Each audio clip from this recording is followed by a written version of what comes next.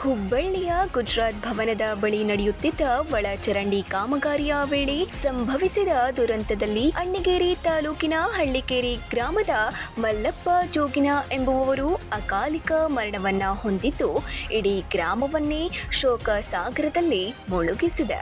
ಕಾರ್ಮಿಕ ಇಲಾಖೆ ಕಾರ್ಡ್ ಐತೆ ಚೆಕ್ ಮಾಡಿ ಈಗಂತೂ ಒಂದು ಜೀವಂತೂ ಹೌದು. ಈಗ ಬೇರೆಯವ್ರ ಮನೆತನಕ್ಕೆ ಏನು ತಪ್ಪು ನೀವು ಕೂಡ ಏನು ಮಾಡಬೇಕು. ಮಗನನ್ನು ಕಳೆದುಕೊಂಡು ದಿಕ್ಕು ತೋಚದೆ ಕಣ್ಣೀರಿಡುತ್ತಿರುವ ಮಲ್ಲಪ್ಪನವರ ಕುಟುಂಬಕ್ಕೆ ಮಾಜಿ ಸಚಿವರಾದ ಶಂಕರ್ ಪಾಟೀಲ್ ಮುನೇನಕೊಪ್ಪ ಅವರು ಮೃತರ ನಿವಾಸಕ್ಕೆ ಭೇಟಿಯನ್ನ ನೀಡಿ ಸಾಂತ್ವನವನ್ನ ಹೇಳಿದರು.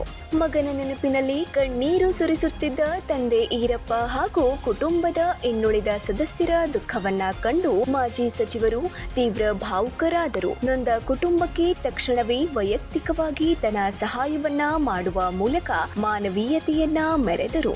ಅಲ್ಲದೆ ಮುಂಬರುವ ದಿನಗಳಲ್ಲೂ ಕುಟುಂಬದ ಜೊತೆಗೆ ನಿಲ್ಲುವ ದೃಢ ಭರವಸೆಯನ್ನ ನೀಡಲಾಗಿದೆ.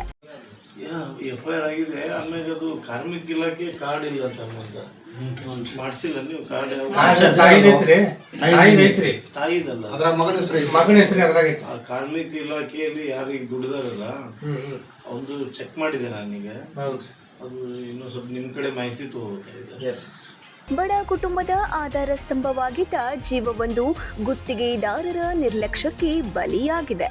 ಸಂಬಂಧಪಟ್ಟ ಗುತ್ತಿಗೆದಾರರು ಮತ್ತು ಮಹಾನಗರ ಪಾಲಿಕೆ ತಕ್ಷಣವೇ ಎಚ್ಚೆತ್ತುಕೊಂಡು ಈ ನೊಂದ ಕುಟುಂಬಕ್ಕೆ ಸೂಕ್ತ ಪರಿಹಾರವನ್ನ ನೀಡಬೇಕು ಎಂದು ಮಾಜಿ ಸಚಿವ ಶಂಕರ್ ಪಾಟೀಲ್ ಮುನೇನಕೊಪ್ಪ ಅವರು ಆಗ್ರಹಿಸಿದರು.